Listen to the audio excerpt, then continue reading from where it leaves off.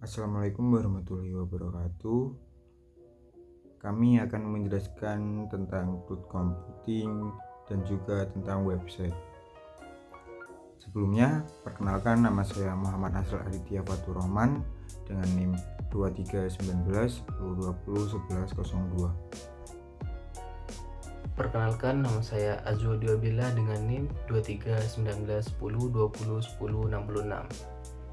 Perkenalkan, nama saya Hilmar Masudi dengan NIM 231910201003 dari Prodi Teknik Elektro angkatan 2023. Kenalkan, nama saya Faiz Imtiaz dengan NIM 2319 1020 1050 dari Prodi S1 Teknik Elektro. Perkenalkan, nama saya Michael Lawrence Napitupulu dengan NIM 2319 1020 1039. Yang pertama, kami akan menjelaskan tentang cloud computing.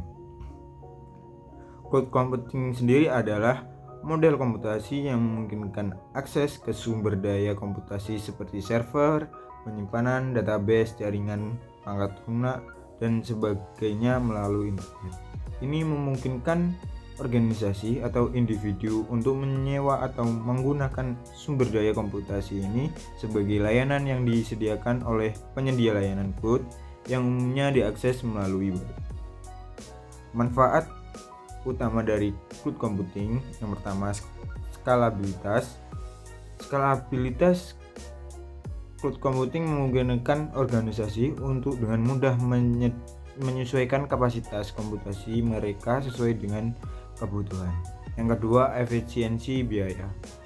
Efisiensi biaya menggunakan cloud memungkinkan organisasi untuk menghindari investasi awal yang besar dalam infrastruktur fisik. Yang ketiga, fleksibilitas. Cloud computing memungkinkan akses sumber daya dari mana saja dengan koneksi internet. Ini memberikan fleksibilitas bagi individu dan organisasi untuk bekerja dan dari berbagai lokasi dan perangkat. Yang keempat, keandalan dan kinerja. Penyedia layanan cloud umumnya memiliki infrastruktur yang kokoh dan dilengkapi dengan redundasi yang membuat layanan tersebut lebih andal. Dengan menggunakan pusat data yang canggih, mereka dapat memberi kinerja yang baik. Yang kelima, keamanan.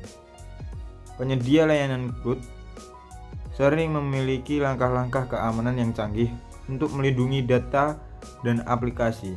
Namun, pengguna masih bertanggung jawab untuk mengelola akses dan dari keamanan data mereka sendiri.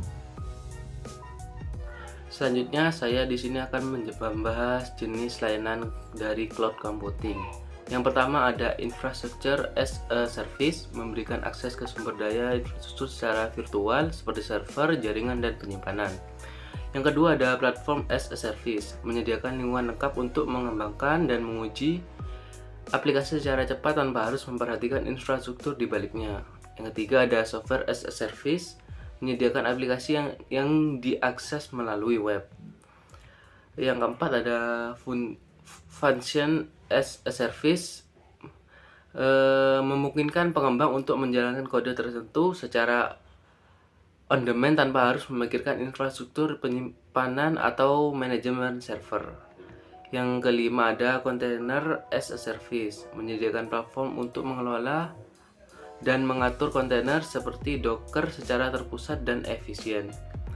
Yang keenam ada database as a service, menyediakan akses ke layanan database yang dikelola secara penuh oleh penyedia cloud. Yang ketujuh ada storage as a service, menyediakan layanan penyimpanan data yang dapat diakses melalui jaringan.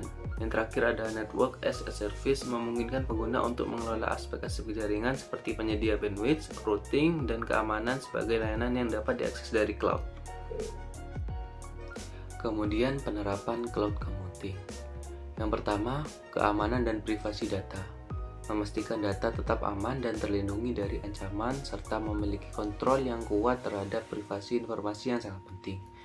Yang kedua, kepatuhan regulasi. Mengikuti regulasi dan kepatuhan hukum yang berlaku, terutama dalam hal penyimpanan dan pengolahan data sensitif. Yang ketiga, downtime dan ketersediaan. Menghadapi resiko downtime yang dapat mempengaruhi ketersediaan layanan dan akses data. Yang keempat, ketergantungan pada penyedia cloud. Bergantung pada penyedia cloud menimbulkan risiko ketika terjadi gangguan atau perubahan layanan yang dapat mempengaruhi operasional bisnis. Yang kelima, biaya yang tak terduga. Ini mungkin dapat muncul dalam hal pemakaian sumber daya cloud yang tidak terduga juga. Yang keenam, latensi dan kinerja. Performa aplikasi bisa dipengaruhi oleh latensi karena lokasi fisik server cloud. Yang ketujuh, keamanan identitas dan akses. Memastikan bahwa sistem identifikasi dan manajemen akses terjaga dengan baik untuk mencegah potensi ancaman keamanan. Yang kedelapan, kesesuaian. Penting untuk memastikan bahwa teknologi cloud yang digunakan sesuai dengan kebutuhan bisnis dan industri. Yang kesembilan, manajemen data yang efisien. Memastikan data dikelola dengan efisien termasuk pemulihan data, pengelolaan siklus hidup data, dan kepatuhan terhadap kebijakan data. Yang terakhir, edukasi dan keterampilan. Kesiapan dalam hal pengetahuan dan keterampilan untuk mengelola dan memanfaatkan teknologi cloud secara efektif dan dalam organisasi. Dari semua pembahasan tersebut, kami dapat menyimpulkan bahwa penerapan cloud computing memberikan beberapa keuntungan, termasuk skalabilitas yang lebih baik, aksesibilitas data dari mana saja, efisiensi biaya, dan pemeliharaan yang lebih mudah.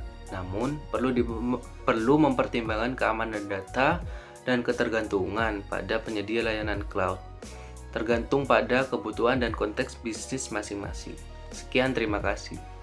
Untuk tugas besar teknologi informasi, kelompok kami mengambil tema website musik.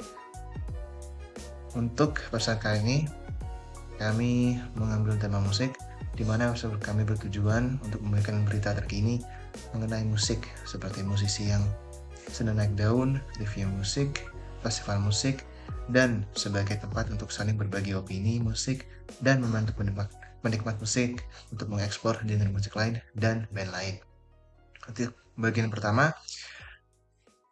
bagian home, di sini bisa digunakan untuk mencari berita tentang musik, berita tentang artis, tentang review musik, festival, dan video musik.